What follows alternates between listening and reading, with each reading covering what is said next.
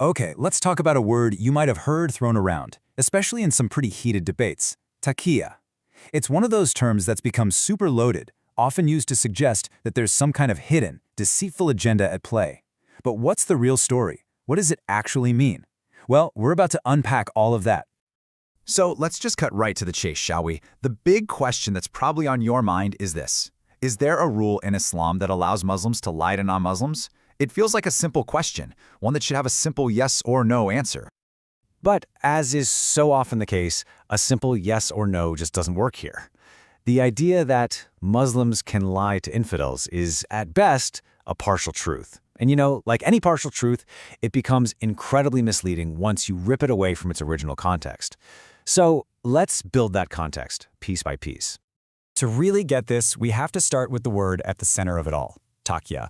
Understanding what this term actually means is the first and, honestly, the most important step.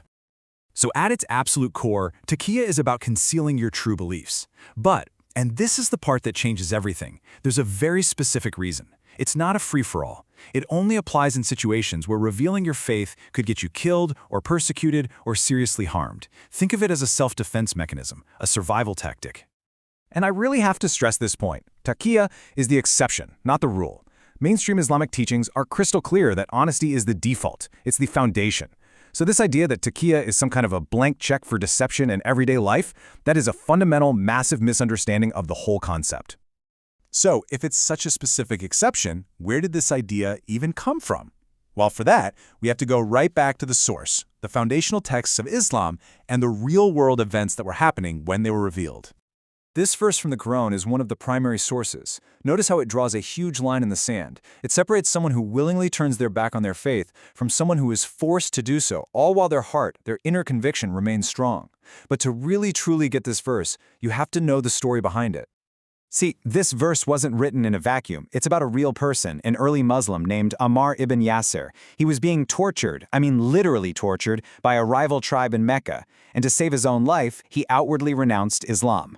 When the Prophet Muhammad heard about it, he approved of his actions, saying that since his belief never wavered on the inside, what he did to survive was okay. That event sets the entire precedent. Taqiyya is about coercion, not about deception for personal gain. And we see this theme pop up again in another key verse.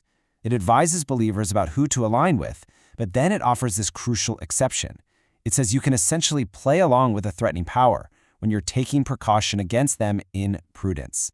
That idea of prudent self-protection is key. And get this is the really cool linguistic clue. The original Arabic word used for prudence in that verse is tuqatun. It comes from the exact same root word as taqiyya, so it's baked right into the language itself.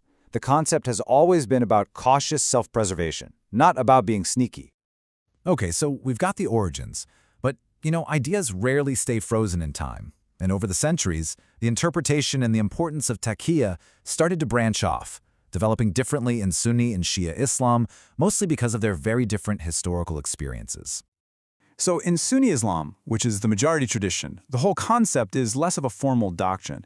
Instead, you'll find principles like this widely cited hadith, which outlines only 3 very specific situations where an untruth is permitted: in a declared war for strategy, to make peace between 2 fighting parties, and between a husband and wife to maintain harmony.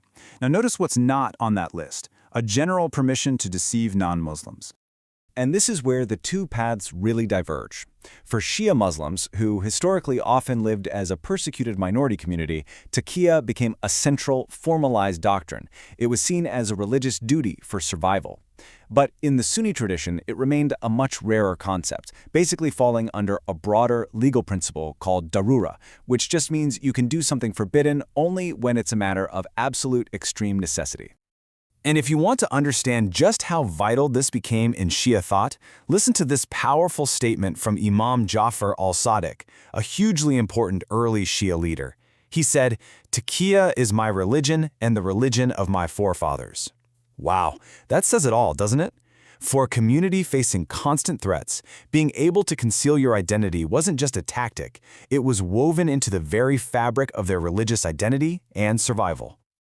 So how on earth did we get from a nuanced doctrine of survival, born from centuries of persecution, to a modern-day conspiracy theory? Well, this is what happens when context gets completely thrown out the window and replaced with something far more sinister. The way Taqiyya is misrepresented today is pretty simple, actually. You just strip away all the history, the story of Ammar ibn Yasir's torture, gone, the centuries of minority persecution, ignored. Then you reframe it. It's no longer a defensive shield for the vulnerable, it's a deceptive sword used for some hidden agenda. And just like that, you've turned a narrow survival mechanism into a widespread conspiracy. So let's bring it all home. The takeaway is this. Taqiyya is a real concept, absolutely, but it is an incredibly limited, survival-oriented exception to the rule. It is not, and never was, a general license for deception in everyday life. The guiding principle, the default setting in Islam, is honesty. And that leaves us with a bigger question to think about, doesn't it? The story of how Taqiyya is misunderstood is really just one example. What are the dangers for all of us when we take complex, ancient ideas and just strip them of the very history that gave them meaning?